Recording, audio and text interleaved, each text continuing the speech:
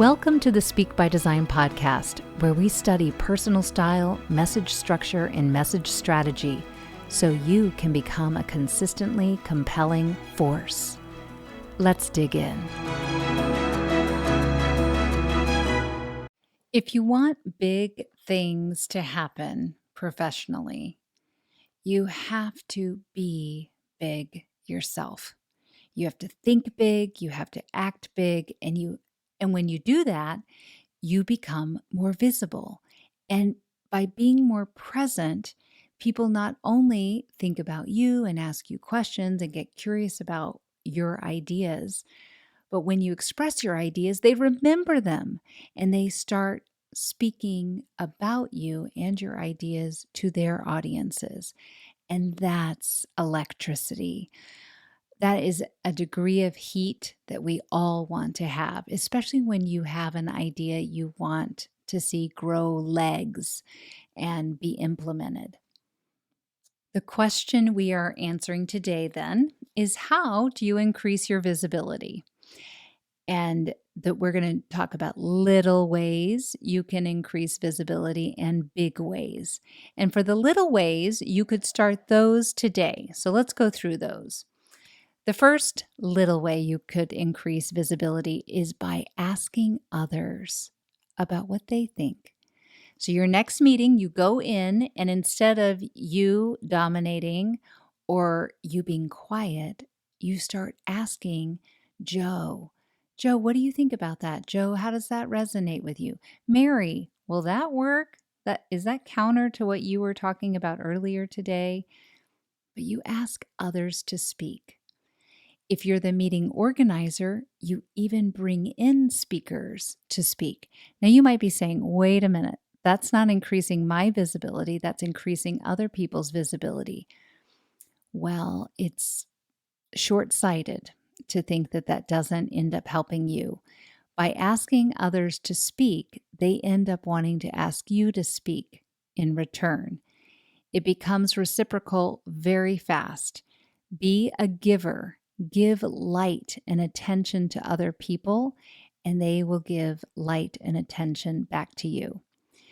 Second way to increase visibility is to strengthen your physical presence. Literally sit closer to the table, even sit taller, even lean in slightly to the camera lens when you want to intensify the emotional impact of something you're saying.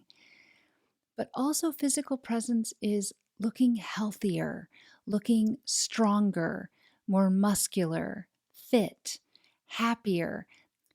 If you want more visibility on your ideas, you've got to be comfortable getting more attention on you personally. And that is why some people feel more comfortable when they are dressed up or wearing something that they feel really good in, that feels true to them. Bolder colors can help as well.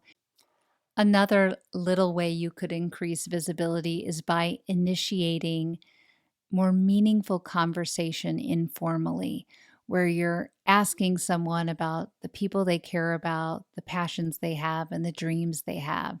That PPD we've talked about, people, passions, and dreams, are wonderfully stimulating conversation topics with people you're seeking to have a connection with.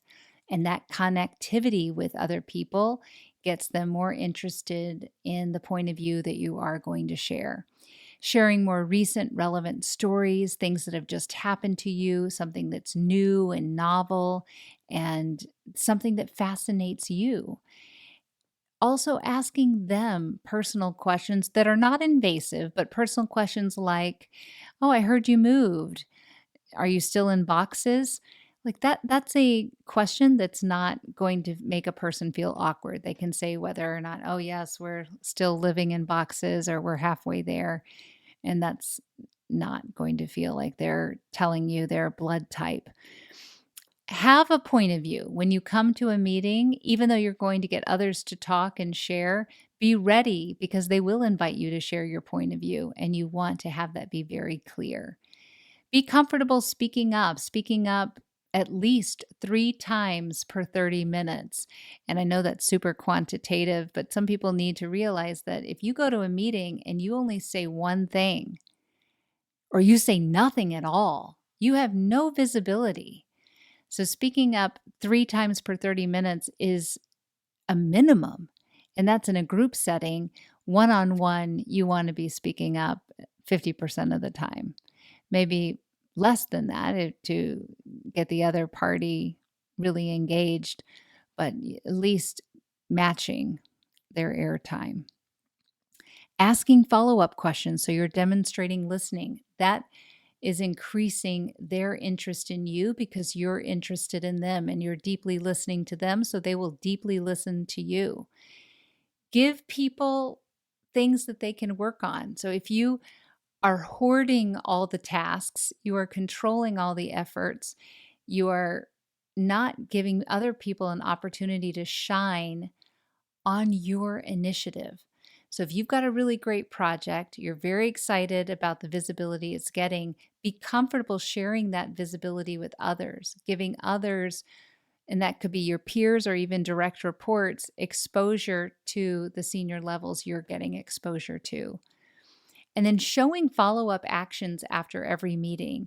So a meeting ends, if you didn't send the summary email and next steps, but somebody else did, champion that email. So they send out, here's what we talked about, and you say, thank you, this is great. I'm already thinking about X, Y, and Z. And if you are the person who should be sending out that summary email, getting it out within 24 hours of the meeting. Now let's talk about the big ways, because those are little ways to increase visibility, and maybe that's all you need to do right now. But once you need to really get attention, then you start creating special projects. You initiate those special projects. You remember when you were in high school and you were looking to create activities and clubs so that you could show leadership in high school? Well, that doesn't end. That doesn't end. We need to show that same kind of initiative for special projects. That could be volunteering to work on a cost-cutting effort or a new business proposal, something that is not part of your day-to-day responsibilities that is definitely extra. And then there are, maybe you put together an article or some sort of knowledge piece that can be promoted for business development purposes. And those knowledge articles live on for years. Maybe you volunteer to be on a podcast or get yourself on a podcast or even help others get on podcasts. You could lead a workshop. And by workshop, the reason I think a workshop is more interesting than say a 1 hour lecture is because when people actually have to spend time with you and do something with you and in front of you and get your feedback and you get to model something as well, it's a much more memorable experience for them, better learning for them, and you learn at the same time. Plus, it gives you a chance to build a relationship. As much as I think there is a place for webinars, and we do webinars ourselves, the workshops are way better. Always. A 3-hour interactive experience is something that people don't forget. But a 1-hour webinar on Zoom, they will forget. They will. Teach experienced people something new. So you might be maybe in the middle of your organization, a manager. Find those senior people in the organization and teach them. Wow, I mean, you can teach your junior people, certainly. That's almost expected, but teaching senior people is very novel and creative of you. And think about what they need to learn. Maybe it's something with a new piece of technology. Maybe it's a new technical capability that others have that you know that they're needing more clarity on. I'm going to tell you a quick story about Alex. Alex was on his path to partner, and he had been given some feedback that he needed to work on his communication skills. And he was also being told that he needed to increase his visibility. Well, we decided that an effort that worked on both of those items at the same time would be pretty masterful for him. And this did help him get the designation to partner in his consulting firm. What he did was he knew that, let's call her Mary. Mary was an outstanding speaker at the organization, and he created a training called Talk Like Mary. And he facilitated it, and it was all about how to have better presentations using Mary's model. And then he got Mary to come and open up the training, and she told her story, and then she left, and he led the training on how to talk like Mary. What was smart about this as an activity, because you don't have unlimited time to work on your visibility. You have to be selective with and choose what activities you're going to spend your time on. This was really great because it built a bond, a stronger bond with one of his sponsors, Mary, as well as he had to develop the content on how to have better presentation skills and stand up in front of a room and be the role model, be the teacher, the expert on this topic that he had been told he could be better on. So he rose and grew through the experience of becoming a presentation skills trainer. And then additionally, everyone else in that room met him for the first time, got to know him over a period of I think they did a few sessions, and saw him as the role model for how to speak. So it wasn't just talk like Mary, it was talk like Mary and Alex. And because of the attention this received, he was then invited to do it multiple times. And I think it still gets talked about. It was a very creative idea. And Mary was, of course, incredibly flattered by this idea as well, which is always nice to flatter your leaders. Train new employees, train new interns, be more active in the learning of your organization. That is a great way to build relationships, establish yourself as a leader to others who don't directly report to you just because you have been their teacher. I was coaching a woman who was up for CEO. She and two other people were internal candidates, and she knew a decision would be made within a year. And something that we worked on to help increase her visibility, not just internally, but externally, and to help her be the obvious choice, was we put together a whole idea of different posts she could put out on LinkedIn. She did coordinate this with an internal communications person who helped write the descriptions, and then she did a great job of getting pictures taken in various places. So something you can do is start photographing your journey around the office or at different company events. Maybe it's yourself, but not always yourself. It's you with your team, or it's just your team. And you putting these posts out is establishing yourself as a leader in your organization. It's putting a big light on the things that you care about. And maybe you want to focus on your team and making them the hero. Take lots of photographs of what they're doing, maybe short videos. iPhones are high quality. These do not have to be perfect, but that does create a lot of attention. And I know there's that Facebook platform for companies.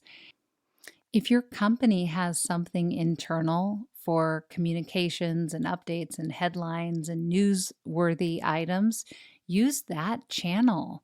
That's a great way to shine a light on your efforts and ideas and your team. Another idea is to look at the gatherings that go on in your organization, and instead of just doing what they've done before, create some new types of gatherings. Maybe that is a new book club or a new focus group on a problem that people want to focus on. For example, maybe it's a green initiative, a way we could be more judicious with paper inside our company and find people from different cross functional groups to join the focus group. Maybe it is bringing clients together, former clients or alumni from your organization for a special gathering. Do something that nobody has done recently or ever before at your organization and be the first. Be the first one to think of this and do it and make it happen. And you don't have to make it happen for years. Do it for a season, a year, and then pass it on. Find your replacement so you can move on to your next activity. Maybe you want to bring in Toastmasters to your organization. Be the one who sets it up, leads it, and then find the next leader and move on. You don't have to do it your whole life. And I think sometimes that's what holds us back from initiating big events is we think, oh, but then I'll have to carry it forward. I'll be the only one who'll know what to do. It's a huge commitment. No, it doesn't have to be a huge commitment. You do it for a season, you move on. Now, don't forget about the opportunity to get on panels and podcasts. Podcasts are my favorite because they live on for years. And let's say I'm meeting with Joe Smith. And I think, oh, I want to go watch videos of Joe before I meet him. I want to go listen to podcasts.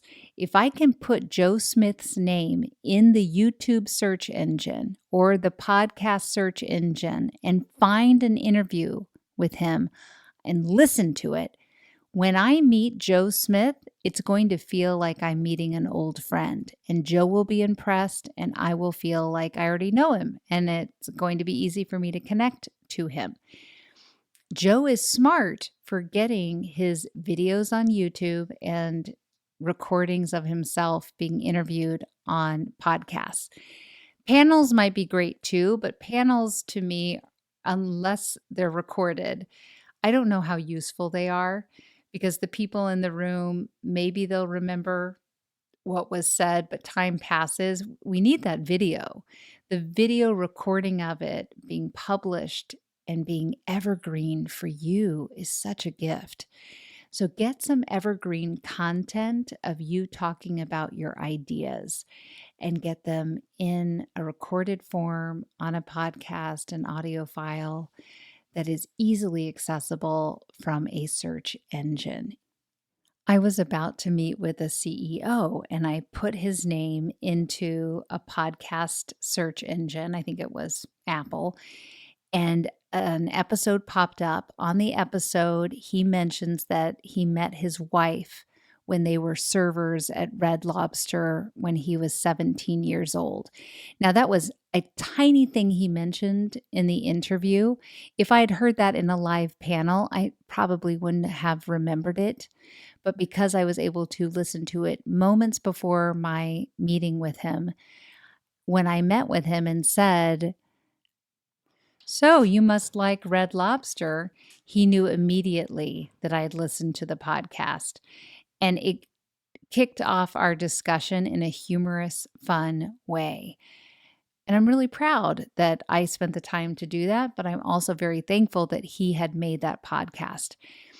The more things you have out there that are evergreen for people to listen to, the more you are increasing your own visibility while you sleep. Can you host more gatherings? Can you delegate more tasks? Can you shine a light on others? All of those types of activities end up giving you more back than you gave. There's a book called Go Giver, and Go Giver took off, the book did, and then they made Go Giver for sales. And I do believe Go Givers, people who are very generous with their attention, their time, their efforts, their connections, they end up selling more. And that's immeasurable. You can measure sales from this attitude of giving more of your ideas freely on podcasts, on panels, in your efforts. I mean, that is how you increase visibility for yourself as a professional, but the more important visibility is the visibility on your ideas and your team. You're the leader, you're there to help your team get the attention and traction they need to get the results that you're looking for. Increasing visibility sounds self-oriented. It's not when you do it from a generous place of giving attention to others, giving time, giving knowledge, giving ideas. And that is how you end up increasing the traction around your initiative. All right, well, that's all I have for you today on increasing visibility. I hope you already feel more motivated to increase visibility in those little ways and then the big ones. Take care, everybody.